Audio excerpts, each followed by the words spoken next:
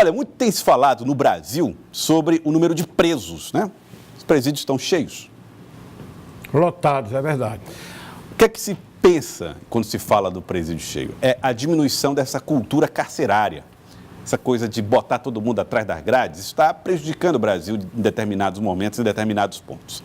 As penas alternativas existem para tentar solucionar parte desse problema. Então, vou falar com o Clebson Lustosa, porque aqui no estado do Piauí tem um programa nesse sentido, para garantir que as pessoas sejam punidas, claro, de acordo com seus crimes, mas que possam ser punidas em penas alternativas, que além de ajudar no esvaziamento do presídio, ajuda na ressocialização das pessoas. Clebson Lustosa, boa tarde para você. Olá, Joelson. Boa tarde para você, para o Galego e para todo mundo que acompanha o Jornal do Piauí.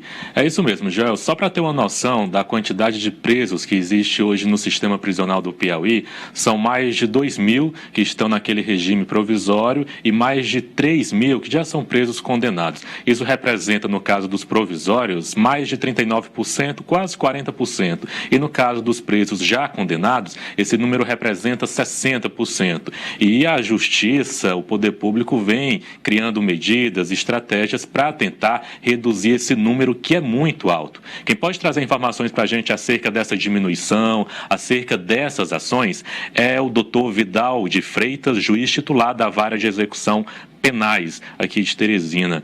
Doutor, explica para a gente, hoje, como é que a Justiça está trabalhando essas ações, essas estratégias? O senhor nos explicava que essa redução, essa diminuição no número de presos hoje já é sentida. Como é que se deu essa redução? Boa tarde. Boa tarde. Na verdade, não é a redução do número de presos. Pelo contrário, é crescente a quantidade de prisões. Só para ter uma ideia, há um ano, nós tínhamos aqui no estado do Piauí, quando começou-se a implantação do Banco Nacional de Movimentações e Monitoramento de Prisões, havia 4.400 presos no estado e hoje nós já estamos com 5.181, data de hoje. Então, tem quase 800 presos a mais. O que se reduziu foi o percentual de presos provisórios, e isso é uma redução substancial, decorrente da estruturação que vem sendo dada pelas últimas administrações, especialmente na administração do desembargador Erivan Lopes, e atualmente na administração do desembargador Sebastião Martins, na presidência, e dos desembargadores corregedores, especialmente o desembargador Ricardo Gentil e atualmente o desembargador Hilo, na Corregedoria Geral de Justiça, fazendo o acompanhamento também dessas situações dos presos. E, em especial, o trabalho de juízes, desembargadores e servidores que vem julgando cada vez mais, porque a redução desse percentual de presos é principalmente pelo julgamento, né? Então, só que o aumento do número de presos é cada vez mais preocupante, porque o Piauí só tem vaga para cerca de 2.400. Então, nós estamos com mais do dobro da capacidade. E isso é extremamente preocupante, porque pioram ainda mais as condições desses presos e fica muito mais difícil a reinserção social deles. Consequentemente, é um estímulo à reincidência criminal, e a sociedade é quem sofre com isso, mais vítimas, né, mais intranquilidade. Agora, uma forma de minorar o problema, não resolve, mas minora, é a questão das penas alternativas, penas restritivas de direito, e em especial a pena de prestação de serviços à comunidade. Então, eu acabei de chegar de uma visita a diversas entidades conveniadas com a Central de Penas e Medidas Alternativas, nas quais há pessoas cumprindo pena de prestação de serviços que eu tive a oportunidade de visitar e fui ainda de surpresa e no horário em que deveria estar a pessoa, alguém cumprindo pena, exatamente para acompanhar o cumprimento, mostrar da importância dessa pena, da seriedade das informações que precisam ser prestadas pelo administrador, para que essa pena possa ser cada vez mais utilizada naqueles casos de crimes de menor gravidade, até média gravidade, que possam, então, ser cumprida, mas haja a punição sem a necessidade de estar recolhido o apenado no presídio, gerando mais gastos para o Estado e causando mais intranquilidade social. Nós temos uma pergunta do estúdio, pois não, Joelson? Doutor Vidal, duas perguntas, duas dúvidas aqui. Esses presos que estão cumprindo medidas, penas alternativas, eles estão dentro desse universo dos 5.181 presos ou estão fora? E a outra pergunta é, qual é a natureza do trabalho que essas pessoas fazem como pena alternativa? Que tipo de atividade o senhor aceita que elas façam fora da cadeia como pena alternativa?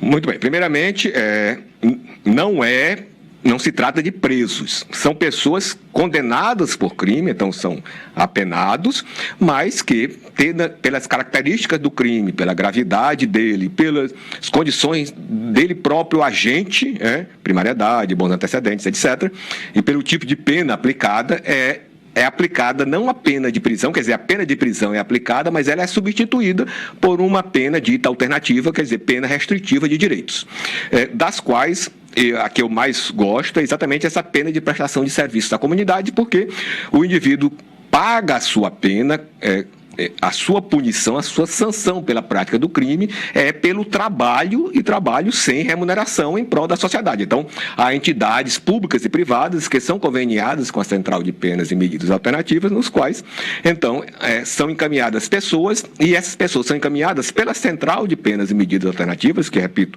é da Secretaria de Justiça, é órgão do Executivo, e depois de uma conversa com o apenado e com assistentes sociais e psicólogos, para que seja encaminhado para um local próximo de sua casa ou de seu trabalho, e para exercer um trabalho que seja de acordo com as suas atribuições. Então, pode ser um trabalho burocrático, se a pessoa tiver atribuição burocrática, pode ser um trabalho mais braçal, dependendo das atribuições dessa pessoa. Então, a pessoa está trabalhando na limpeza, a pessoa está trabalhando em trabalho burocrático na própria entidade, por exemplo, registrando comparecimento, etc. E, numa das entidades que eu fui hoje de manhã, a pessoa estava indo pedir donativos para a manutenção da entidade. Então, são diversas atividades que estão relacionadas à capacidade dessa pessoa e, consequentemente, sem receber remuneração. Em relação aos números de outros estados, doutor, como é que está a situação do Piauí hoje? Muito bem, é uma pergunta muito boa, como as outras. O Piauí, na realidade, ele está abaixo da metade da média nacional de presos.